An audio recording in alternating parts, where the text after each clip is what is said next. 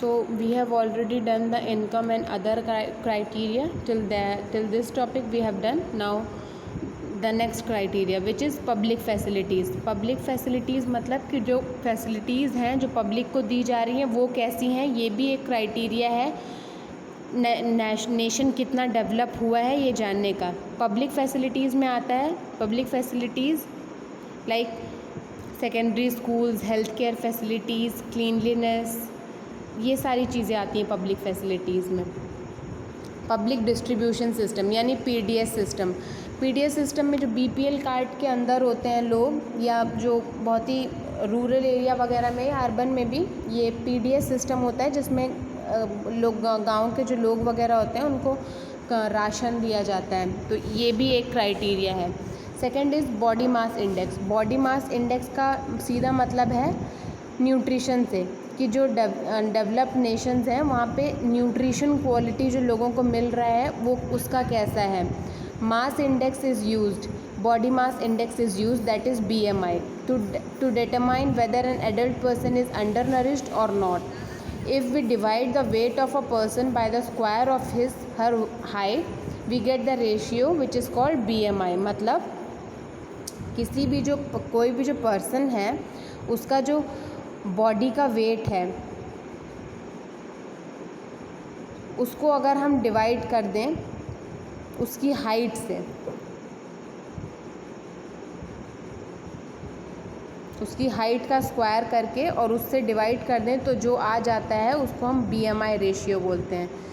Wait इन KG wait जो है वो केजी में लिया जाता है और हाइट जो है वो मीटर में ली जाती है. यानी जैसे कि किसी का वेट अगर 50 है तो 50 को ऊपर रखेंगे, डिवाइड करेंगे हाइट से, हाइट इन मीटर्स कि उसकी हाइट अगर 5 मीटर है अगर उसकी हाइट, हाँ 5 मीटर तो बहुत ज़्यादा हो गया, जितनी भी उसकी लगा लीजिए लगभग 5 मीटर है उसकी हाइट, तो 5 मीटर का हम स्क्वायर करेंगे. 5 5 25, तो 50 को हम 25 से डिवाइड करेंगे तो जो रेशियो आया वो रेशियो है BMI रेशियो. अब human development report. Best method to measure development. सबसे बेस्ट मेथड है ह्यूमन डेवलपमेंट रिपोर्ट. और ये कौन निकालता है? यूनाइटेड नेशंस की एक ब्रांच है UNDP, United Nations Development Programme, ये निकालते हैं. और इनकी जो रिपोर्ट है वो 3 क्राइटेरिया के बेसिस पे होती है. पहला लिविंग स्टैंडर्ड मतलब पर कैपिटा इनकम कितनी है. दूसरा है हेल्थ स्टेटस, लाइफ एक्सपेक्टेंसी कितनी है, कितने जो आपको बताया था IMR इन्फेंट मोर्टेलिटी रेट कि कितने बच्चे जो हैं वो मर जाते हैं पर 1000 पे. और एजुकेशनल लेवल, लिटरेसी रेट वगैरह क्या है, तो ये यूज़ होता है. अब sustainability of development. Economic development is the developed in the developed countries and developing countries has been attained at the cost of natural resources and environment. मतलब sustainability of development का मतलब है यहाँ पे बोला गया है कि जो इकोनॉमिक डेवलपमेंट हो रहा है वो जो नेचुरल रिसोर्सेज हैं, पानी और जितनी भी मिनरल्स वगैरह हैं जो कि ख़त्म हो सकती हैं उनको ख़त्म कर उनको बहुत ही ज़्यादा यूज़ करके हो रहा है. तो सस्टेनेबिलिटी ऑफ डेवलपमेंट का मतलब है कि उन चीज़ों को ऐसे यूज़ करें कि हमारा भी काम बन जाए और वो उन चीज़ों का एक्सप्लॉयटेशन भी ना हो. इसका ये है सस्टेनेबल डेवलपमेंट कि किसी उन पानी का ऐसा यूज़ करें कि हमारा भी काम हो जाए लेकिन पानी भी ख़त्म ना हो. तो सस्टेनेबल डेवलपमेंट का मतलब ये है.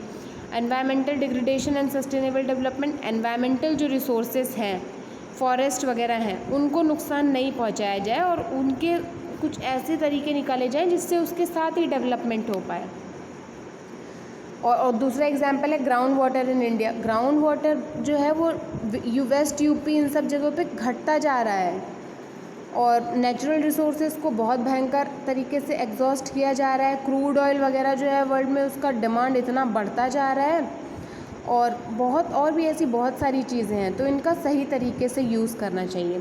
तो ये चैप्टर यहीं पे ख़त्म हो गया है. अब मैं आप लोगों को इसके क्वेश्चन आंसर्स जो आपके प्रीवियस ईयर बोर्ड एग्ज़ाम्स में ऑलरेडी आ चुके हैं वो भेजूंगी और आप लोगों को जो टिक मार्क्ड क्वेश्चन होंगे, इंपॉर्टेंट क्वेश्चंस, वो अपनी कॉपी में एज इट इज़ उतारने हैं और उनको लर्न करके और मुझे उनका फ़ोटो भेजना है.